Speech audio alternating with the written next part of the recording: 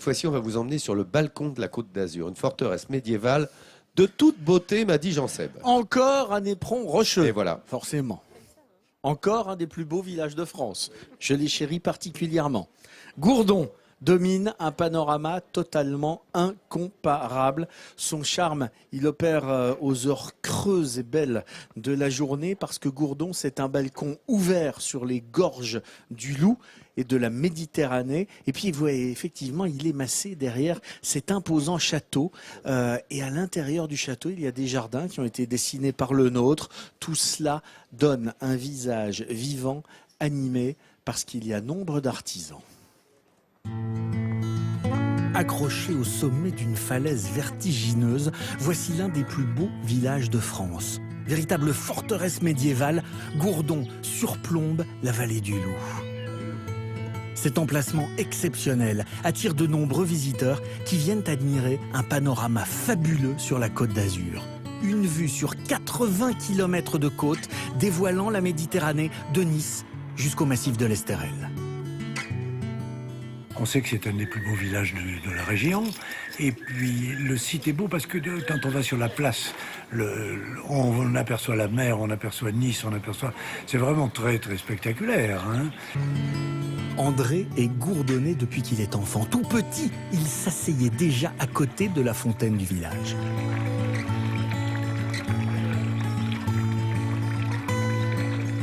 Et sur cette place, André a gardé des souvenirs de môme. Ces bancs de pierre, on les utilisait aussi en étant gamin. En s'asseyant, en lissant les bancs de pierre. On faisait un petit peu comme si on était à cheval, quoi. Regardez comme ils sont bien lisses, là, comme ils sont bien beaux. André fait partie des 150 habitants du village. Dans ce microcosme gourdonné, il connaît forcément tous les commerçants. Des fidèles parmi les fidèles qui revendiquent leur isolement et leur mode de vie.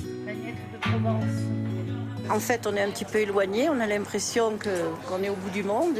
En fait, personne ne semble y croire d'ailleurs. Quand on nous pose des questions, mais vous vivez là à l'année. De quoi? Mais vous vivez là à l'année, c'est une question récurrente parmi les touristes qui viennent nous voir. Hein. Et la réponse est oui. On peut vivre toute l'année à Gourdon. C'est avant tout le privilège d'habiter dans un village qui a su conserver un charme provençal authentique. Du fait de son panorama, du fait qu'il a été bâti vraiment sur ce pic, effectivement, on peut difficilement dire que c'est pas le plus beau de la Côte d'Azur. Gourdon, c'est une terre de cœur, mais c'est aussi une terre de passionnés qui aiment les sensations fortes. Ils se sont très acclimatés et on voit souvent les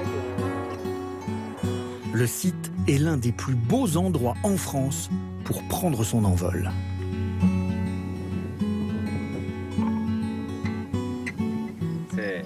Idéal. Des bonnes conditions de vol avec une belle vue. On attend qu'il y ait un petit peu d'air. Patrick est moniteur de parapente. On sera pas loin du village et là effectivement avec la mer en fond ça sera fabuleux. Il propose des voyages pas comme les autres au-dessus du village et ses environs. Tu te rappelles où est la mer, où sont les marina baie des Anges? En marche arrière vers les marinas, la voile monte, quand elle est en haut on se retourne. S'il y a des bonnes conditions, ça sera peut-être pas le cas aujourd'hui parce que ça manque d'ensoleillement. Mais sur des bonnes conditions, on peut monter un petit peu en altitude, effectivement, voir tout le département, hein, qu'on voit déjà naturellement d'ici, du site. Mais avec un peu d'élévation, on le voit encore mieux, ouais, ça c'est clair. Village presque inaccessible, perché sur son roc, Gourdon est pittoresque. Pour l'anecdote, la reine Victoria tomba sous son charme et donna son nom à la place principale du bourg. Voilà un décor absolu, ouvert sur une nature préservée et qui révèle toute sa magie lorsqu'on le voit du ciel.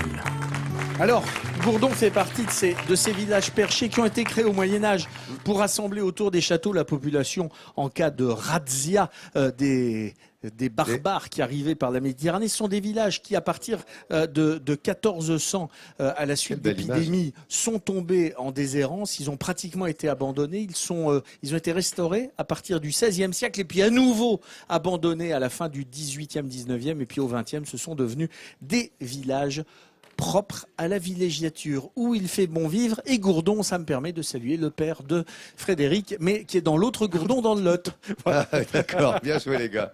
Amical coucou à ton papa, profitons-en, ma foi, tu as bien raison. Tu disais la villégiature, oui, et on la souhaite à ceux qui viendront cet été ici. Hein. comme on l'a vu tout à l'heure, où tu nous emmènes. Regardez cette belle image que me propose Fouad Talfemir, notre réalisateur. Vous avez vu si nous sommes bien installés. Encore merci évidemment